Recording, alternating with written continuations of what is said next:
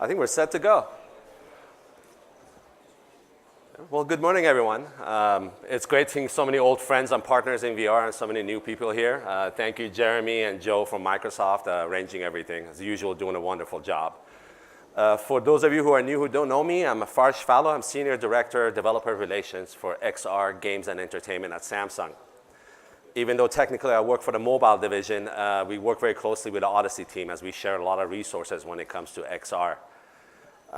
Many of you know we've been in XR from almost the beginning, from 2013, and we're going to continue being so. But today we're going to talk about the Odyssey product. So Odyssey, a lot of you are probably familiar with Odyssey. It's a PC-tethered HMD. We feel it's one of the best in the market. It does definitely have the highest resolution and some of the best, most usability for LBEs. We have quite a lot of business right now with LBEs due to the hardware ability that's built into the Odyssey. Global support, and obviously Samsung, being who we are, we always have support for all of our developers and our customers. It's just a little screen to kind of give an idea where we are, where we were, where we are, and maybe a little bit about the future of where we're going. The prices are, for the most part, accurate. Some of them will go up and down a little bit as there is specials and various things rolled out in different countries. You might see some discrepancies between Europe and here. These things happen in a business, but for the most part, this is the landscape today in VR. We have the mobile solutions, our gear being one of the oldest ones in the market, and then there's obviously the offerings from Oculus and others coming in. We still feel there is a place for the PC and tethered solutions in the market. By the way, this is not arranged by price. This has been arranged by a timeline, so the prices go up and down. But you can kind of see the evolution of the pricing on this. There was once a point where pricing was a barrier to this business. We feel that barrier has sort of gone away.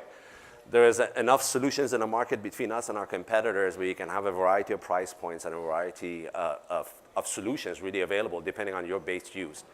For us here, talking about LBEs, we feel the Odyssey is one of the best solutions out in the business. And you can kind of see the pricing helps. I think they were talking a little earlier about these numbers for the business. These are the latest numbers that we have at Samsung. They're fairly accurate. You can see the PC tethered is one of the fastest growing sides of this business. This is due to the rise of the LBEs, really. And I've talked at some conferences before, and everybody was like, oh, VR business hasn't taken off. It's not gaming. I've been in gaming 18 years, and I'm old enough to remember when gaming first came out when I was a little kid in the 80s. Back then, we couldn't afford any of the games either. We were just regular folks. And we all went to an arcade, got a bunch of quarters, put it in, played our games, and went home. I think people have forgot. We're going through that very same stage now. We're actually towards maybe the end of it a little bit, where arcades are picking up, where you're going to go someplace to have a good time and then go home. And soon, that solutions will come to all the homes, the same way Nintendo and original Sega did for everybody. Before that, none of us could afford it. I'll be honest about it. The Atari was just too expensive at the time for regular kids like us. But I feel in another year or two, this is something that could be in every home, not just in the US, but also in other places. We're seeing huge growth internationally overseas. Part of it is that the users are becoming more friendly and more familiar with what VR is. And the other part is LBEs. LBEs took off faster overseas outside of the country. That introduced wide swaths of the planet out to actually what VR is. Our number is something that is not on here. It tells us 63% of people that buy a VR try the VR once someplace. That is huge. In any business, when you have 63% of your sales and revenue coming from people trying something one time, that's probably a good place to be. Even though numbers aren't huge yet, and I know it to all of us, it's probably a little disappointing, but it is a very, very good omen of what is coming. So we're all about viewing. We're Samsung. We make one of the highest end TVs in the business. We make some of the highest screens for the phones in the business. Even Apple, the other guys, buy our screens to put on their phones. So viewing to us is a big deal. What you're seeing, how you're seeing it. Our screens on the Odyssey are an amalgamation of our actually very high-end TVs. They're very realistic. It makes VR look a lot better when you're in there. And we have with our anti-SDE effect, which, by the way, works really, really well for those of you who can compare it to another headset and play the same game. Actually lets you use it for hours at a time. We are regularly in our headsets for 3 or 4 hours at a time in our office with no side effects at all. And it's not just me, most of our team, most of them, most of the nights are in their headsets because you can see them online playing games. And the anti-SD effect is really, really worth it. It's a patented Samsung technology. So this is one of the things that's going to stay with our headsets only.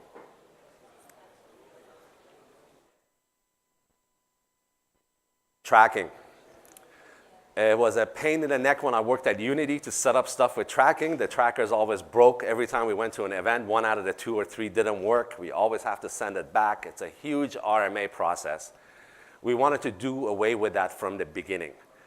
Those of you who are running LBs that have a tracking setup, you know exactly what I mean. You set up a big room, one of the sensors goes down, the whole room becomes useless. And now you have to wait till you get the replacements for the warranty and come back.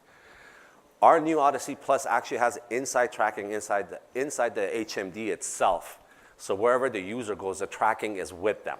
That includes the 6-off controller. So we can be as far away from the servers or the PCs as you need to be, play big warehouse size multiplayer games, the types of shooting games that you're going to run around and all that, and have no issues at all with it. I mean, for events, really, this is a godsend. I remember when I was at Unity with Joe setting up all the events and your trackers don't work, and it was terrible in the morning trying to run around and get it fixed. Comfort. We have changed the new Odyssey headset. It is lighter. It is wider. The nose pieces, the eye pieces are much more comfortable to fit in. It is harder wearing for those of you in LBs. You know, you use it a lot of the pieces break. This one has been made much tougher. And all the little pieces that touch people's skin, we sell replacements for it at very low cost. We're talking less than $1 a piece. That way you can replace them often so you don't have HMDs sitting there that have had 2,000 uses and then the next guy is going to have to use it. We try to make it as easy as we can for our LB partners. We have a lot of LB partners. We're always open to suggestions. Any of you that come across things, we would love to hear from you. That's how the improvements have been made to this version of Odyssey, and the next version that'll be coming will continuously improve based on your suggestions and what you're actually seeing out there in the field.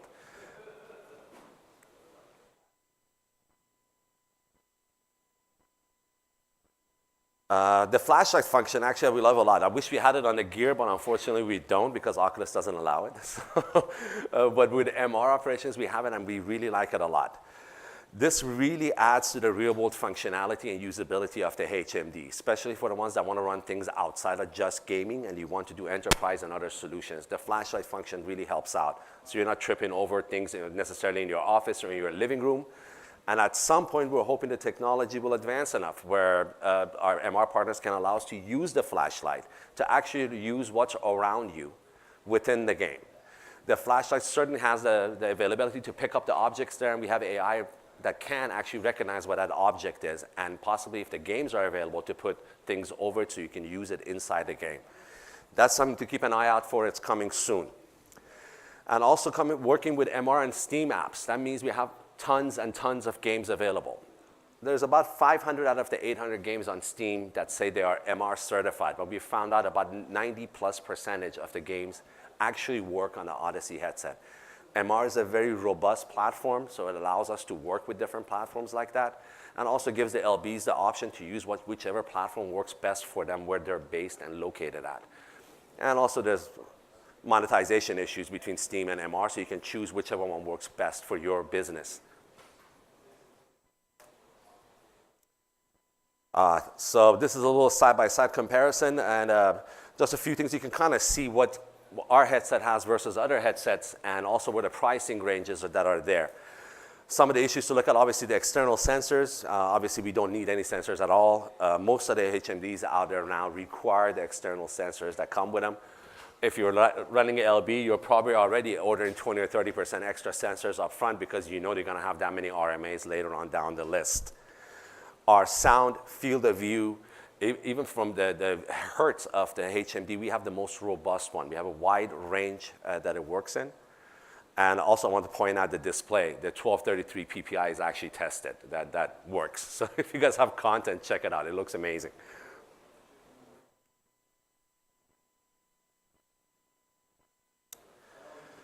So obviously we're Korean, and being from Korea, it's been giving us a lot of advantages in VR. As culturally, they're more astute to playing VR. There is LBs up and down Korea, and I'm always amazed every time I go back to our head office by finding new games in little markets with their little pop-up VRs that are available. That also gives us extensive experience working with location-based. We know how to run it, we know how to serve them, we know how the back end of it works, and we have proper support set up for it multinationally. Unlike some of our smaller competitors, we're a global company, so we're set up everywhere. So whatever support is needed, we can provide.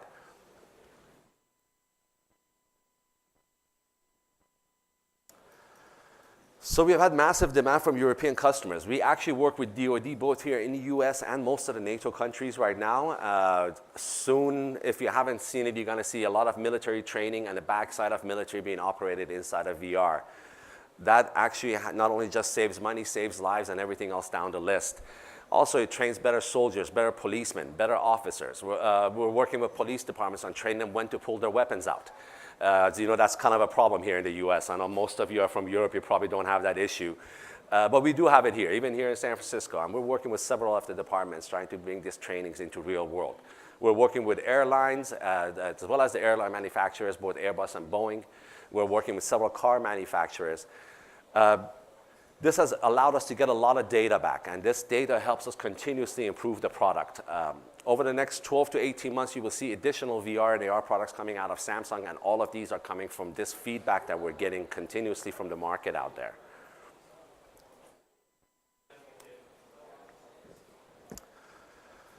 Market opportunities. As we spoke, it is growing a little slower than probably we anticipated 3 or 4 years ago when I was at Unity. We always thought VR will take off faster. But future is immersive. The technology is too promising to go away. And this time we feel that this is going to stick. While it's slow, it is growing, and it will continue on growing. Some of the areas we're always coming across that there are a lot of opportunity, but not enough people feeding it, is actually medical, industrial, entertainment. We need high performance content. We need all of you to keep making that content and bringing it out. The more content we have, the better it is. We learned that at Apple while I worked over there, that the content actually protects the hardware, not the other way around. And this is some of the things that we would like to keep continually pushing. Important thing to look at is the forecasting for the amounts. We're actually basing all of our growth forecasts as a public company on those numbers. We're fairly certain these numbers are accurate. 2018, 1.2 billion to 2022, of 44 billion. We feel these numbers are very much on the money. A lot of people have higher estimates, and I know most of you have probably seen JR from Unity's a little gap of disappointment speech. And I think we're at the bottom of the belly of that gap of disappointment now. Now we're coming back to the area where hopefully some of this disappointment will go away. I think one of our guys was talking about VR karaoke earlier. These are new cases that are emerging in VR entertainment. I think the old model of having the voids and having the one-type entertainment for expensive pricing is going out the door, and the newer model is more like a two-bit circus where you have multiple VR entertainments on site and you can make a night out of it. Our user data tells most of the people want to check that out. We actually have a study we did with Void, and paying $40 for a 12-minute experience is not really reminiscent with most of the users out there. We're a bunch of VR nerds, so we probably go out and pay the $40 and go check it out. I did when I was in LA. Went to Glendale, waited in line, paid it, went and checked it. But I'm trying to think of my brother, or my cousins. They won't do it. They see something like that, you want to bring 3 kids, you're talking $200 for 12 minutes of fun, that's not going to happen. But if you can make something that's a 2-hour, 3-hour event, somebody can come, check out multiple different things, pay some money, but enjoy a night out, bring people with them. This is not just our business that's going that way. Entertainment, all the cinemas, all of them are going towards this, where they're trying to make a night out, actually a night out, not just one thing where you go check it out. And if you're going to run LBs, this is the model that we're seeing is successful. Multiple games, multiple places, some place to chill out in the middle, a coffee shop, somewhere to get on your email, hang out. These have been working very well. We've seen several of these LBs opening up. There's Sandman VR that's opening up around Bay Area. I happened to be at one of them actually a few days ago. It was the only place in Hillsdale Mall that had a line or had anybody at it. And it's kind of exciting to see this coming up. I'm hoping more and more of these type of arcades where they have multiple experiences for people will come. More and more places where families can go, and it's not just a bunch of shooting adult, mostly male, white, 25 to 40 kind of places. When that happens, VR business will grow a lot. Right now, VR is still a domain of us middle-aged, mostly white guys that are working in the two coasts. And until we can get that across everywhere else, I don't think it will take off into the mainstream.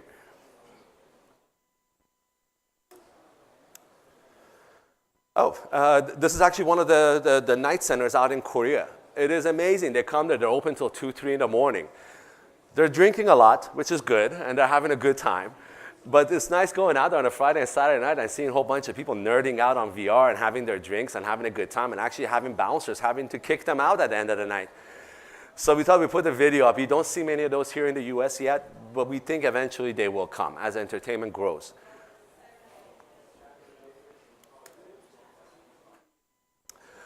These are some of the VR arcades that we've been doing in Korea and actually in Asia and other locations in Asia.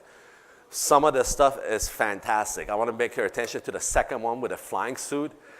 That is a crazy experience. We would love to see more and more of these. We're working with a lot of partners that are making the equipment for this. These have been amazing. If you guys ever get a chance, you have to check this out. We're hoping most of you will bring some of this out to the US, some of these kind of things, because it's hard to find right now, these kind of entertainment here.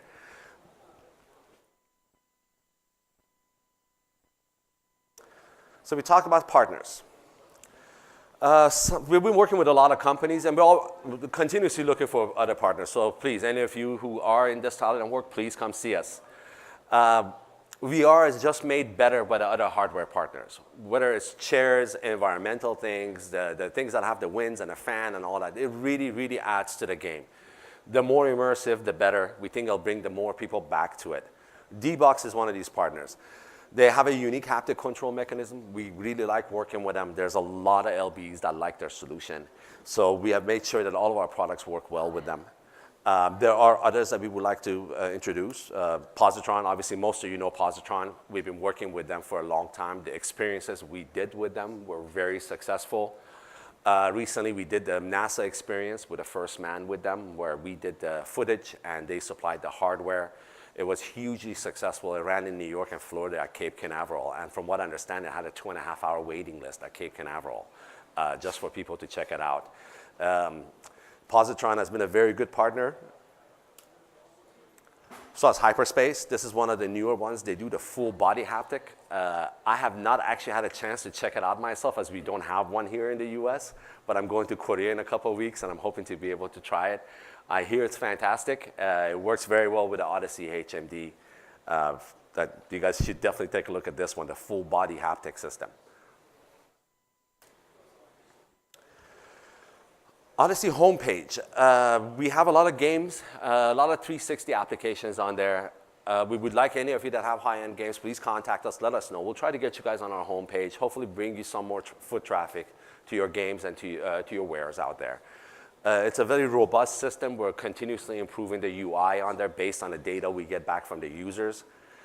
Obviously, at Samsung, we are the largest VR community in the world. Between the Gear and Odyssey, we have well over 10 million systems in use. So the amount of data we get back is massive. And everything you hear today is based on the data that we have heard from all these users out there in the past. And the UI on this was one of them.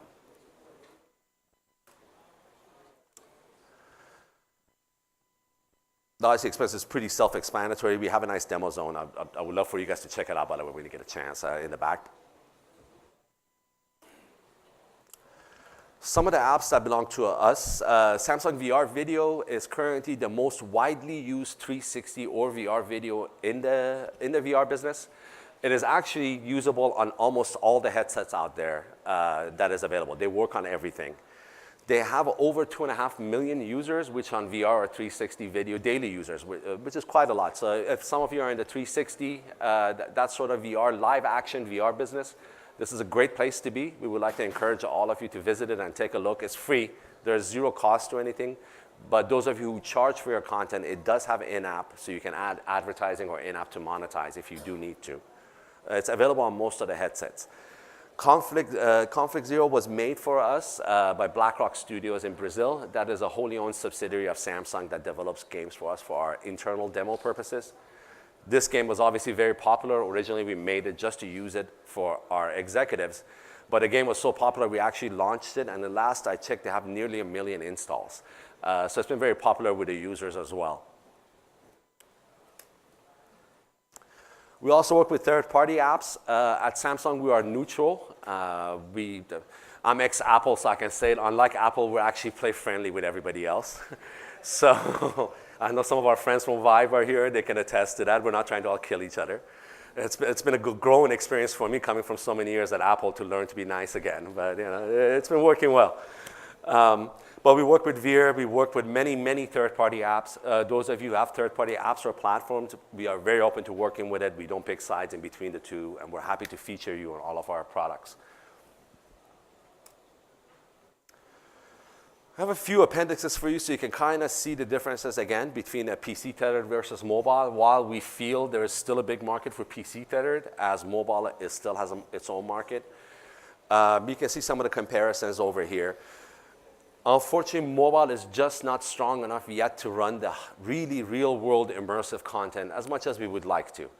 With 5G rolling out within the next couple of years, that will change. We are actually streaming 4K in 5G without any latency problems right now. The 5G products are amazing. I wish you guys could see it. All of our products are ready. But we're waiting for it to roll out. Within the next 18 months, once 5G becomes more prevalent, then we can do more with these and maybe even take the tethering away. But meanwhile, we have to stay tethered so we can provide that high-end, high polygon, high graphic content to the users, which is what the users really want today. They have passed that sort of beginning stage where it was 3 or 4 years ago where you can get away with more basic stuff. Now you really need to have more high-end to get their interest. These are just some of our partners. We just wanted you to know that literally we have partners all across all the different fields. We love to hear from you, whatever it is that you're doing, whether it is in military, in medical, in training, in games, hardware, wearables. We like to do it. We like to work with all of them. So we like to expand XR, whether it's us or our competitors. We even work with Oculus and HTC and all of them. So please let us know. These are just to give you some of the ideas, some of our existing partners that we work with. And following Steam. Steam has been very good on top of having MR available due to some of the location restrictions that we have had. Obviously, Samsung is sold globally in many countries, and we need to have access for everyone. And also, some developers have chosen one platform over the other, and we like to be able to connect to both. So Steam has been very good working with them. I think I have about 7 minutes left, so I wanted to open up some questions. Any questions from anybody? Second. Yeah. Loud voice. Thank you very much for the presentation, as always. We have a number of customers that use the Samsung Gear VR. And two-part question, really, are you going to be supporting that anymore in the location-based entertainment sector? And also, how do we get in contact with you guys? Samsung Gear, yes, we will be continuing to support it. We are committed to support our products as long as they are in the market. So Gear will have support. There is others that will be coming out soon, though. So very soon, in the next 5 or 6 months, you're going to hear about some additional products in that range. Depends on which side of Gear you need to contact with. Obviously, developer side, we're here in Mountain View. We have a full team of VR engineers, game developers, Unity, Unreal, Cocos, Lumberyard. They don't really understand the location-based entertainment side. Who at Samsung do we deal with regarding location-based entertainment? I would love to introduce our chief engineer over here, Kenny Cho. Him and his team have most of the patents in VR under their name. We feel they're the most advanced engineering team in all of VR. That's why we love them so much. But yes, they're available, and they'll be happy to talk to you about LB. Actually, if you are running LB, they have a lot of people reaching out to them all the time for hardware. So they are aware of most of LBs opening up before they are open. So they're a good team to be in touch with. Let me know afterwards. I'll get you some names. No. Any other questions?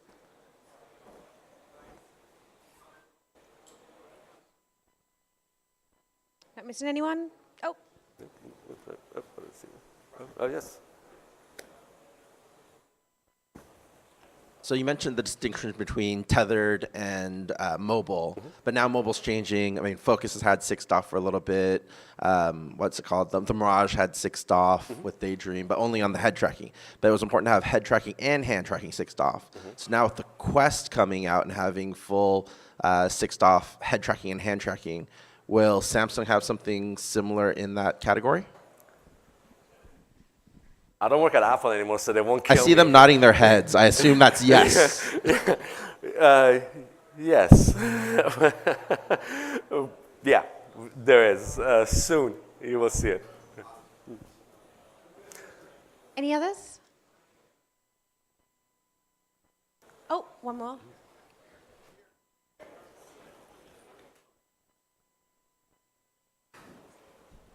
You mentioned a lot of users for your platform, 2.5 million, you said? That's just to all Samsung VR platforms? video. That's just VR the VR video, video yeah. platform. Samsung VR as a whole from hardware, we're well over 10 million. Well, I'm speaking about the video. Do we have like a rough number how many of those are on Gear VR compared to the rest? Well, I mean, Gear VR is the largest user base in VR. So while we don't publish the numbers, I can tell you 65% viewership is on Gear. Perfect, thank you. Yeah. Go is picking up very quickly, though, I'll be honest. Go is right behind it, so.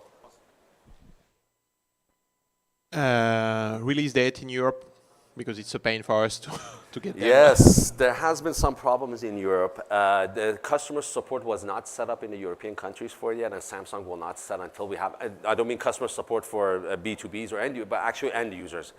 That is being addressed. Hopefully soon we can have a European solution. Thanks. I think that's it. So before you all go, firstly, thank you, Farsh. Thank you. My old friend from Unity. Thanks a lot. Excellent presentation. Thank you very, very much. I just want to let you all know that we're going to have sessions throughout the day, so it can get a bit noisy in the kitchen. If you do want to have conversations, if you could just sort of go out towards the back, just to respect the presenters, just because I just want to make sure that you guys here can actually hear him, and we don't have a bunch of noise in the back. So yeah, just want to just respect these presenters that have done a great job. So thank you very much. Thank you.